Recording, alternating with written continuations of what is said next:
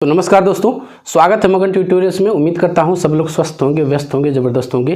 दोस्तों BEd BTC मामले की हम लोग सभी जानते हैं कि 14 दिसंबर 2022 में सुनवाई हुई है और इसके बारे में मैंने वीडियो भी बनाया था दोस्तों। और उसमें कहा था कि जैसे ही कोर्ट का आर्डर अपलोड हो जाता है, इसके बाद उस आर्डर को सामने रख के उसके अकॉर्डिंग हम उस पर डिटेल्ड बातचीत करेंगे।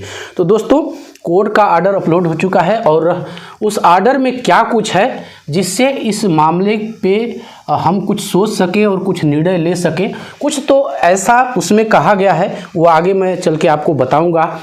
कुछ तो ऐसा उसमें कहा गया है जिससे ये हम अंदाज़ा लगा सकते हैं कि कोर्ट के जो जजेस हैं उन्होंने अब इस केस को महत्व देना शुरू कर दिया है, इस केस को इम्पोर्टेंट मानना शुरू कर दिया है। तो सबसे पहले मैं आर्डर पे ही आपको लेके चलना चाहूँगा और वो आर्डर मैं आपको दिखाऊंगा दोस्तों।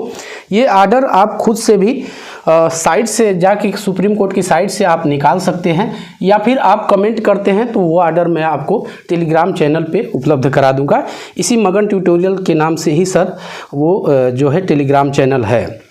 चलिए, तो आर्डर पे आ चुके हैं दोस्तों, आप देख सकते हैं सामने आर्डर को। यहाँ पे केस की डिटेल दी हुई है, आप देख सकते हैं 20,743/2021 ये केस की डिटेल है। जो हमारे काम की चीज़ है दोस्तों उस पर मैं आपको लेके चलना चाहूँगा और इसको स्क्रॉल डाउन मैं करता हूँ, स्क्रॉल। हाँ, यहाँ पे है, ये आर्डर की सारी डिटेल है दोस्तों। और सुविधा के लिए मैंने इसको पहले से ही मार्कअप कर रखा है इसका कि क्या चीज़ें जो ज़रूरी हैं, जो कोर्ट के स्टेटमेंट हैं, वो सारी चीज़ें जो हैं उनको मैंने मार्कअप कर रखा है। यहाँ पे आप देख सकते हैं SLP C नंबर 20,743/2021। तो ये इस मामले से रिलेटेड जितने भी रिट पिटीशन या फिर स्पेशल लीव पिटीशंस दायर हुई हैं उन सब की यहाँ पे डिटेल है।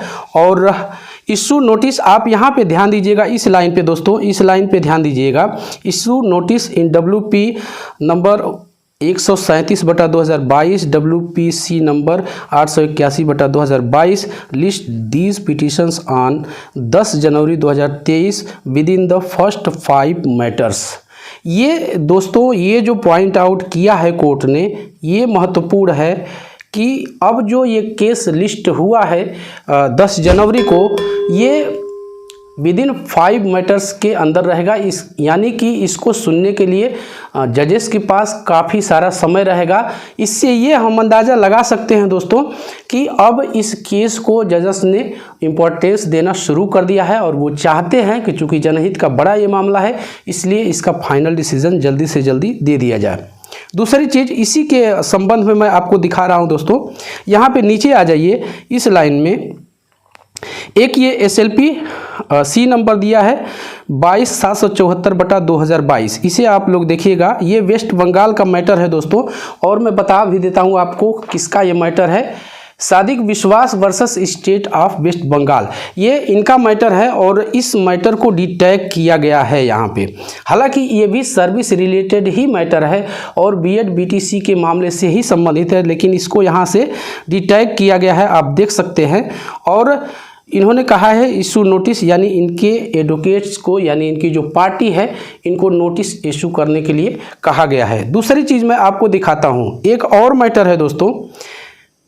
यहाँ पे एक और मैटर है SLP C नंबर 22,923 मार्कअप नहीं, यहाँ देख लीजिए 22,923/2022 item number 56 issue notice tag with, जो Devesh Sharma versus Union of India वाला केस है उसी के साथ इसको टैग किया गया है। और ये मैटर किसका है ये भी मैं आपको बता देता हूँ, ये मैटर है Mohan Halder versus Union of India.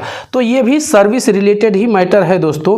कुल मिला जुला के आज की सुनवाई का जो सार है, जो आर्डर का सार है, जो निचोड़ है, मैं आपको वो बताना चाहूँगा। और वो ये है कि इस मैटर्स को, यानी BED BTC मामले को with in the first 5 matters के अंदर लिस्ट करने के लिए आर्डर दिया गया है। इसका ये मतलब है कि ये केस अपने आप में इम्पॉर्टेंट हो जाता है। दूसरी चीज़ दोस्तों, दूसरी चीज़ मैं आपको बताना चाहूँगा, कुछ बच्चे कमेंट कर रहे थे कि सर आप NCTE पे इतना ज़्यादा जोर क्यों दे रहे हैं।